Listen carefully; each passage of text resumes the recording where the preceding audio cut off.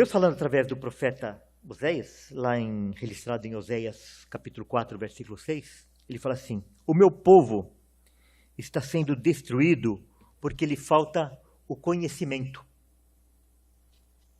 O meu povo está sendo destruído porque lhe falta o conhecimento. Uma dessas pessoas que eu conversei essa semana, eu abri as escrituras, fui tomar um café com ela, abri as escrituras. É interessante, né? Porque a gente vai numa padaria, vai no restaurante, e a gente abre as escrituras assim, começa a ler. É interessante como as pessoas ficam olhando, né? E eu pedi para essa pessoa ler o texto. Irmãos, eu fiquei assim, impressionado de ver aquela pessoa que deveria saber ler, por causa do nível de instrução que ela tem, mas ela não sabe ler. Ela não respeita a pontuação, inverte palavras. Então, se a pessoa está lendo um texto e ele inverte palavras, pronuncia uma palavra que não é aquela palavra que está escrito, ou então ela não respeita a pontuação, que entendimento que ela vai ter do texto? Nenhum. Ou vai ter um entendimento completamente deturpado. Então, essas pessoas que são semi-analfabetas, ou então analfabetas funcionais, elas são inteiramente dependentes de que uma outra pessoa explique o evangelho para ela.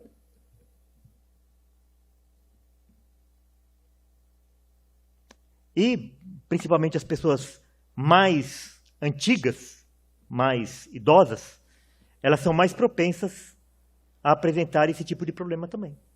Então, se elas são dependentes de alguém que as explique o evangelho, e o evangelho não é fielmente apresentado, o que vai acontecer?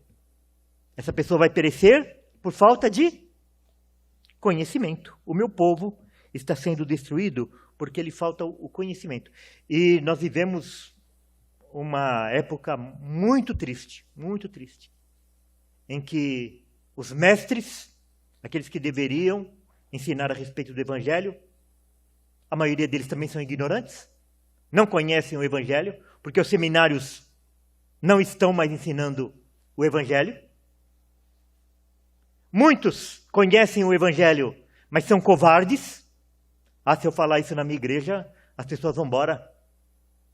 Não, lá tem umas 3, 4 famílias lá na minha igreja que, se eu começar a pregar isso lá, eles não vão aceitar. E outros acham que é apenas uma visão a mais. A Bíblia dá margem para você acreditar de 2 formas. Como assim? Como assim? Se é só um caminho, se é só uma verdade.